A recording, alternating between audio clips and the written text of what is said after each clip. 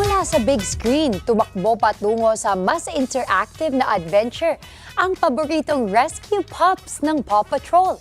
Bukod sa bagong pelikula nito, may hatid na meet and greet, photo opportunities at iba't ibang aktibidad para sa mga bata at pamilya sa Paw Patrol to the Rescue na mapapanood at mararanasan ng fans ngayong Agosto.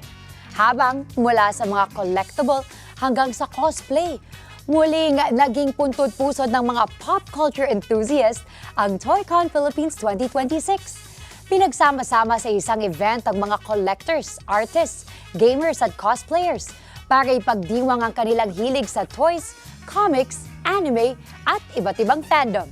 Narito ang aking report.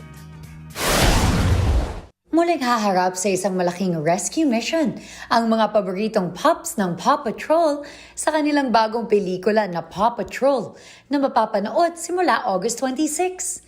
Sa kwento, mapapadpad ang Paw Patrol sa isang hindi pamilyar na isla matapos maabutan ng malakas na bagyo ang kanilang barko. Doon nila makikilala si Rex, isang pup na matagal nang naninirahan sa lugar at magiging mahalagang katuwang nila sa kanilang misyon. Bukod sa pelikula, may mga pagkakataong ding makasama ng personal ng fans ang kanilang paboritong pup sa Paw Patrol to the Rescue. Naunang stop nito sa SM Mega Mall mula August 22 hanggang September 2. Tampok dito ang meet and greet, photo opportunities sa The Lookout Tower, pop-up stories at libreng games sa Adventure Bay Rescue Area na maaaring salihan gamit ang SM Mall's online app.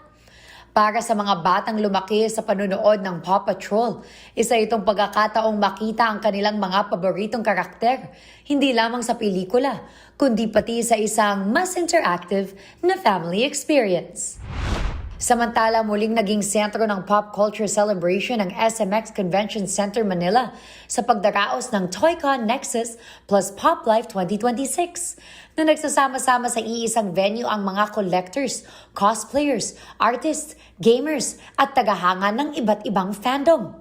Tampok sa 3 araw na event ang mga eksklusibong collectibles, merchandise, exhibits at iba't ibang aktibidad para sa mga mahilig sa toys, comics, anime, games at entertainment.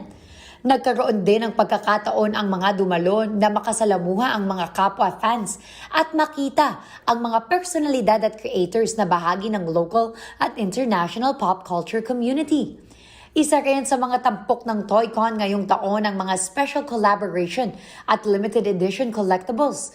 Kabilang ang mga proyekto kasama ang mga kilalang Filipino artists at international creative names.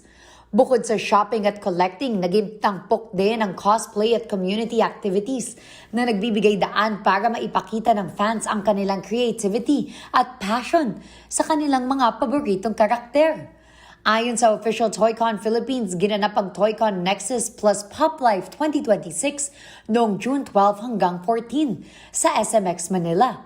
At itinampok nito ang iba't ibang programa at exhibitors para sa patuloy na paglago ng pop culture community sa bansa.